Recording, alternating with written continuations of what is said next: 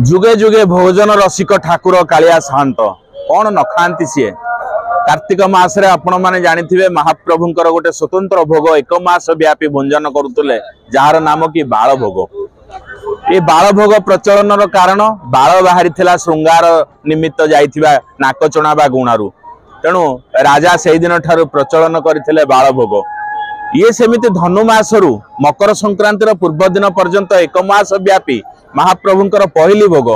ये पहली भोग हबार कारण कौन जेतेबेले द्वापर जुगरे कृष्ण बलराम कृष्ण जेतेबेले द्वारकाधीश हिसाब से राजा होकर जेतेबेले रहिथिले तांकर मां को कथा मने पड़िथिला तेणु से बाल गोपाल रूप को धारण करिकरी गोपपुर रे मां का हाथुरु अनेक प्रकार भोज्य द्रव्य को सेवन करथिले जाहाकु कि देवर्षि नारद दर्शन करी कृतार्थ होइथिले। महाप्रभु कालिया साहंत से द्वापर जुगर नीला को श्रीमंदिर रे आज देखा मिलूची एक मास व्यापी धनु मास बा धनु संक्रांति ठारू मकर संक्रांति पूर्व दिन पर्यंत महाप्रभु को अति प्रत्युषरू जो 23 प्रकार पिठा गहम एवं बिरी प्रस्तुत होता रोषर स्वतंत्र चूल्हे प्रस्तुत करा नैवेद्य मान गोपाल बल्लभ समय अर्पण करा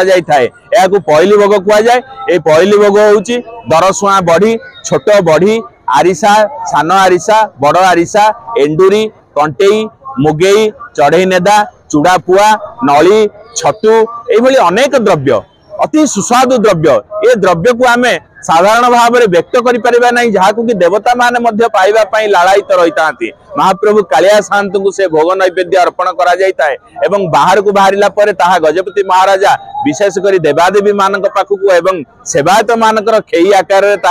प्रदान करा जाए। अनेक सेवक मध्य भक्त मान को यह वितरण करिथांती कणिका हो पचे तेणु से एक मास व्यापी महाप्रभु भोजन रसिक कालिया ठाकुर पहली भोग को भुंजी थांती एवं मकर संक्रांति दिन जेतेबेले महालक्ष्मी प्रत्यावर्तन करिथांती निज पित्रालयरू अनेक प्रकार रुचिकर महाप्रभु को जहाँ भल लगी थाए से भार मान आणिक आसी थांती मकर चाउल भार विशेषकर विश्वर बृहत्तम पान कालिया साहंत पान खाइबा को भल पाती तांबूल रसिक तेणु से पान आनी थांती जहाँकि मकर संक्रांति दिन श्रीछाम रे बढ़ा जाए। तेणु एक मास पर्यंत वर्तमान अति प्रत्युषरू काउ का न करुणु ए भोग महाप्रभु को नैवेद्य आकार दि जाए।